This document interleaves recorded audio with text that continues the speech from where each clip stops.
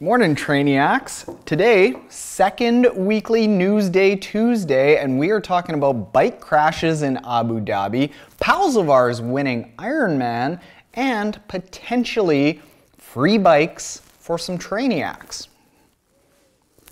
Pretty sweet, huh?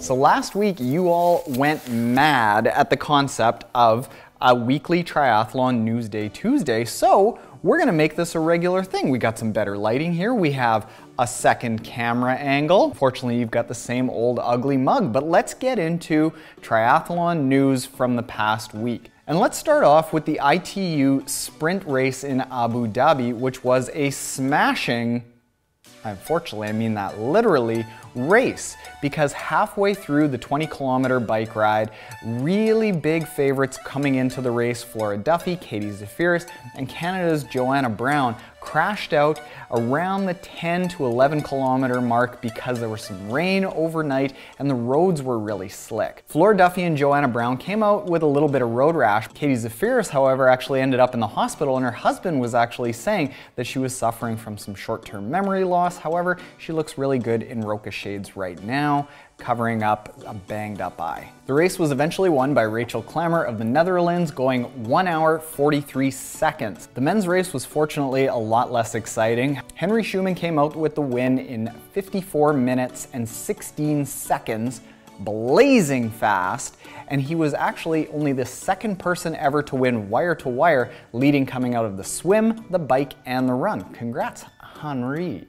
In Ironman racing, we had Ironman New Zealand happen on Saturday. I think it was our Friday, their Saturday, because their toilet bowls go a different way. South of the equator problems. But this is a very big race. Mike Riley goes down, and he only selects a few races every single year, so you know that this is going to be a big race coming into it. Terenzo Bizzone came out on the men's side with an awesome race, going 7:59.57, winning by about 5 minutes on his home turf. Excellent race. And you might be thinking that that's not a crazy fast time because you've got athletes going, somewhere around 7:40. However, that race is historically anywhere from 10 to 25 minutes slow. On the women's side, our pal Sid, Laura Siddle, ended up winning by about 5 minutes as well, going just over 9 hours. This is the first time she's won that race, and she has been nailing it the last couple weeks, winning down in Ironman New Zealand,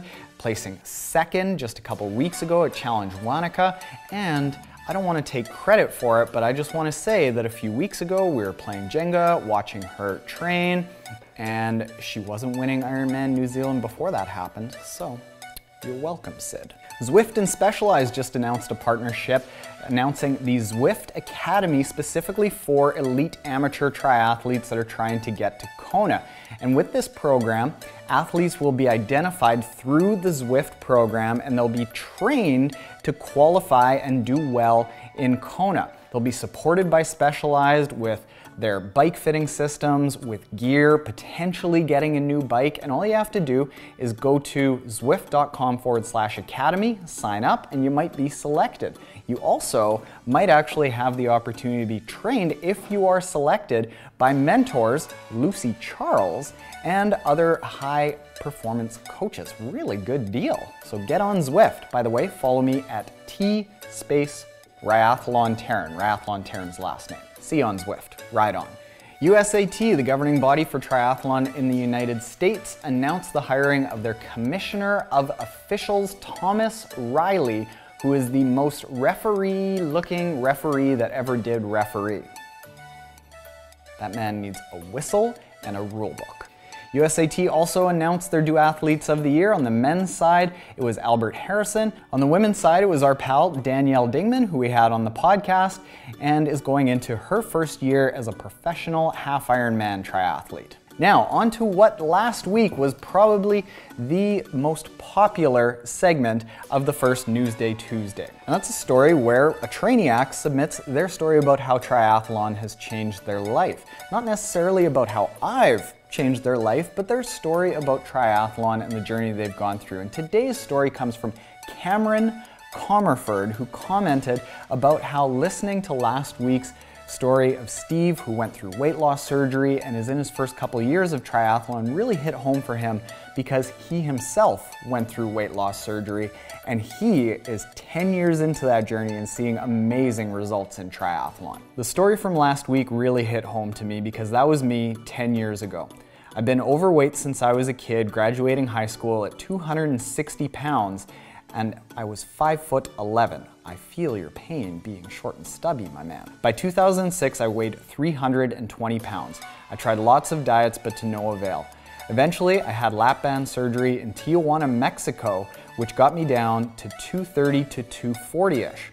I did a slow sprint try and really enjoyed it. Kept working on it, dabbling in tri, but I couldn't get my weight lower.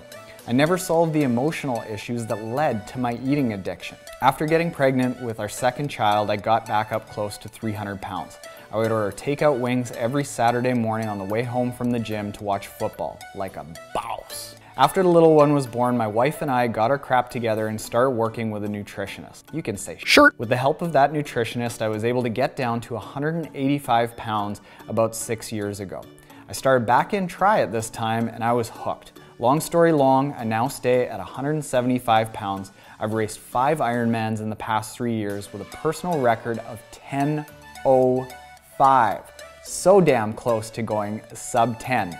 Damn it, he adds. PR'd the half distance at the 70.3 World Championships in Chattanooga last year at 4:53 and finally reached my goal of USAT All-American for 2017.